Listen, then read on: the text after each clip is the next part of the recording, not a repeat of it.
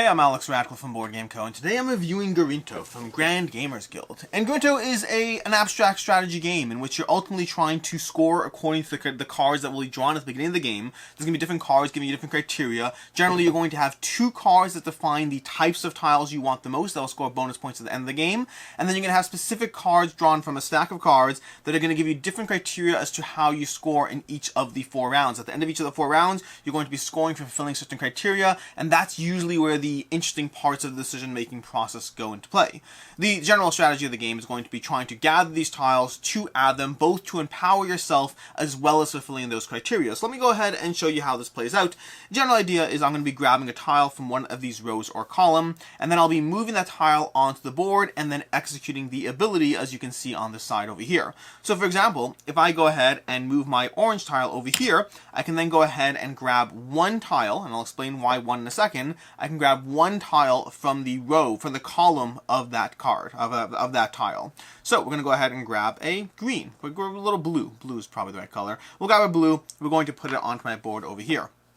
Other player goes ahead and takes a turn, and they're going to go ahead and grab a brown, and they're going to move the brown over here to this spot over here, and brown is the only one that actually digs down underneath the stack. So they're going to go ahead and add one over here, and they're going to add that to their board. So again, both players took a turn. Simple enough. From there, we're going to go back to blue, or back to yellow, who's using their blue power now, and you'll see what I mean in a second. They're going to grab this one over here, and they're going to move it over here, and then they're going to take 2 tiles. You see, in general, you're doing the ability as depending on the tile you move, but you're doing it to the power of the number of tiles you have of that color plus 1. So in other words, at the beginning of the game, when you have nothing, you're always taking 0 plus 1, or 1 tile. Once the game starts moving, at this point I'm taking 2 tiles because I used a blue tile, and I'm going to go ahead and grab 2 more. Now there's not a lot more blue here, so I don't want to heavily lean into blue right now. I'm actually going to go ahead and grab 1 blue, so I'm stronger for later, and I'm going to grab 1 red as well, so I can start getting a little prep for next actions. I took it from the row because blue takes from the row. So the next player's turn, they're going to do a similar thing, utilizing their air. So they're going to move their air over here, and they're going to actually try to diversify a bit more. So they're moving it over here. They're taking 2 tiles because they have a wind already, and they're going to do it in a pattern like so. So basically adjacent, non-orthogonally, and they're going to choose to grab they're going to grab a blue over here, a water, because they want to be able to compete with me in water to deprive me of water, but they want to do so in a way that doesn't, hurt them. They're not taking inefficient turns. And then from there, they're going to go ahead and lock in a brown, because that hasn't been taken yet, an earth. So we got red earth. Back to my player over here. In this case, we could go ahead and take a fire action, but there's 2 fire left, so we're actually going to go ahead and take a wild. We're actually going to go ahead and cash in on that blue again, utilizing this wild, treating it like a blue. But we're also aware of the fact that we really do have to start diversifying, so we're going to take a similar strategy. We're going to move over here, and then take 3 from this row. 2 from over here, plus 1. We're going to grab this brown to lock in a brown. We're going to grab a purple to lock that in, and another brown. So we have a little strong brown action coming, and a little bit of purple for diversification. Back to this player over here, and they're going to go ahead and take in a brown action. There's no brown left to do. They're not going to do that. They're going to take an air action, and again, they're going to do a similar thing to what we did before. This time, they're going to try to grab a orange because there are orange left. And over here, they'll lock in an air, so they have stronger air for next turn, and an orange so that they have an option for that. Play go back and forth as players are trying to ultimately grab these tiles, trying to slowly empower themselves, slowly get more and more powerful as they build up their own tableau. The more tiles you have, the stronger you are in each of the 5 elements, and the more you'll be able to take. Now, most of them do have a limit of a maximum of 4 based on the way these show out. Technically, with brown, you could get more than 4 if a stack goes higher. It's rare that that will happen, but it is possible that if you place on a stack that's 6 high, you can dig down as far as you're able to based on how high your brown stack is. And that's basically Gorinto. You're going to do that until these tiles run out from the sides, at which point you're going to go ahead and move to round 2. You're going to score first, then move to round 2, and from the bag, fill up the row and column again, and continue with the board as is. Rinse and repeat for 4 rounds, and that's Gorinto. Now let's go ahead and show you some of the scoring things so you understand how this works. We're going to move this over here so you can see. Right now, you're being rewarded at the end of the game 2 points for every purple and brown tile you have, which is going to be great because you'll get a whole bunch of points if you've specialized in purple and brown. Now over here, these two fake players I've just been going back and forth with, they didn't heavily focus on that because I wasn't playing strategically, I was playing to show you how to play. From there, at the end of every round, you're going to be scoring these 2 ability tiles, and these get a little more interesting. You see, over here, we have scoring each stack with an even number of tiles, which means right now, this player over here would score 4 points because they have 2 stacks with an even number of tiles, and in general, when you score a stack, you're scoring it based on its height. These are all 1s, so they don't score. This player's going to get 2 points for this one, and then 1s for each of those. Not a lot of points in the first round, although as you escalate round to round, those points can get a lot more very quickly. Then we have score your tallest stack, and score your shortest stack of at least 1 tile twice. So again, this player is going to go ahead and score his tallest stack of 2, and then score a shortest stack of at least 1 tile for another 2 because you're scoring it twice. That's going to be the same for red as well. But again, it lends itself to a strategy if, for hypothetically, this player over here had specifically gone for the water and earth only, they'd actually be getting 9 points right now because they'd score their tallest stack, which is this one over here, for 3 points, and then they'd score their shortest stack, which is another 6 points because you're scoring it twice. So there's lots of ways to try to play around the goals that you have, to try to play to get as many points as possible, although factoring in that sometimes you'll be stuck in a hard corner where if you only have 2 tiles, that doesn't give you a lot of room to specialize, so you have to be mindful as to how you play. Past that, let's talk about the team mode, because the team mode is something we're going to cover in the review as well.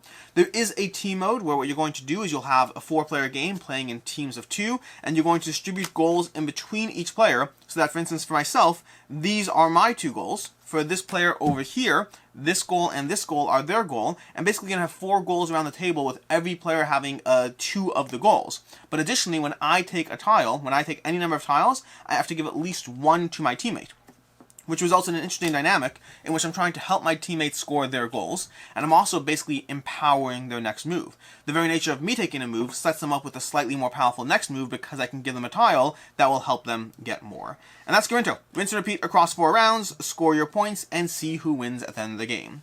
Which brings us to the review, starting off with ease of play. Rulebook is incredibly easy to go through, very short, very accessible, very clear on all points. It takes 5-10 minutes to learn the game, and it takes a similar amount of time to teach the game. It's a fairly quick game to just get people up and running, showing them how to move, showing them how to take actions. It's one of those games you could, to a certain extent, either learn by playing, or even just go through a few 4 or 5 turns, and then reset and actually start the game. Very easy game to teach and get people up and running.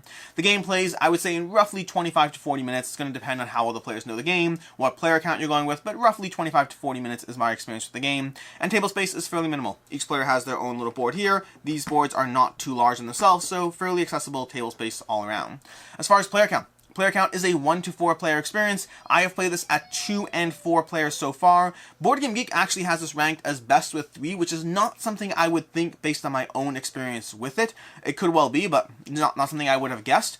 For myself, I like it mostly, I like the basic mode of the game at 2, meaning if I'm basically going through a tactical back and forth, I like it at 2. At 4, I like it when you're playing the team mode. When you're playing the team mode and it's a sense of teamwork, I like it. Past that, adding players just adds chaos in between turns, which makes it harder for me to plan and tactically, oh, if you're going to do this and you're going to do that. And I find that, for me, the playing in teams of 2, whether 2 players head-to-head or 4 players in teams of 2, I find that is usually that's my favorite way to play this game. As far as things I like, don't like, and can see others not liking, starting off with what I like, which is the variable scoring. The fact that every single one of these cards, and there's a stack of these cards here, I want there to be more, we'll get to that, but there's a stack of cards here that give you different ways to score. Now, there's going to be 5 cards for the colors. Those I find fairly boring. I almost wish there was another scoring mechanism past just colors, because it ends up devolving into, okay, I grab those colors because those colors are better, and so I don't find the color scoring that interesting. But the actual scoring goals over here, those define the game.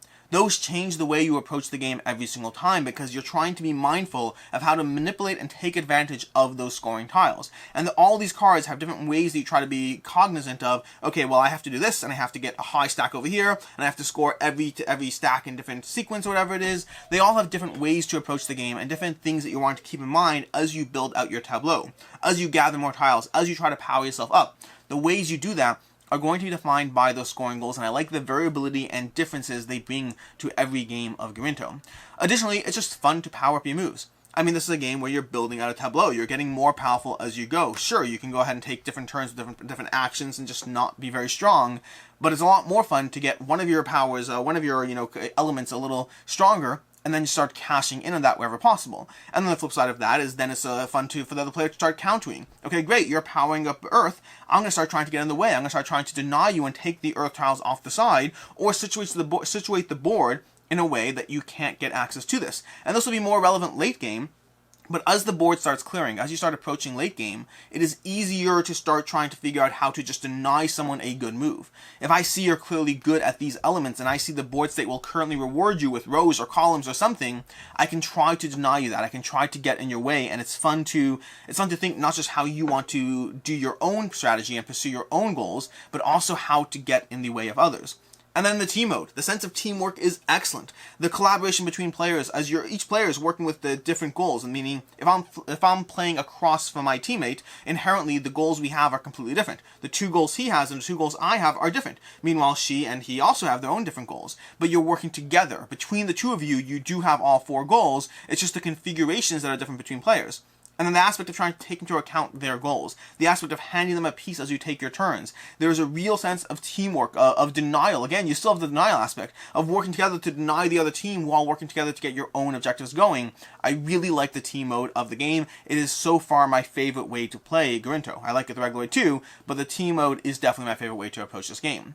As far as things I don't like, the setup is not the best because these tiles, they stick together nicely for the board itself. The problem is when you're done with a game, you're going to have a bunch of players who have their own stacks that will go into the bag. You're going to dump your own little giant stack of 6 browns into the bag, and then it kind of has to be broken up to be set up. You have to actually, as you start setting up the next game, if you just grab stacks from the bag, you're gonna mostly be grabbing stacks from the last game. You're gonna have to go into the bag and specifically be breaking everything up as you lay out the board. It's not the end of the world. I've played games with much more setup, but for the speed of the game, for the abstract it definitely feels like a slightly annoying setup. I don't have any easy solutions. The tiles just click together. You have to unclick them and go through the setup process. Also, I want more scoring cards. There's not a small amount. There's 10 or 11 or whatever it is of these. I want more. I want more ways. And like I said already, I want a different way to score these basic tiles.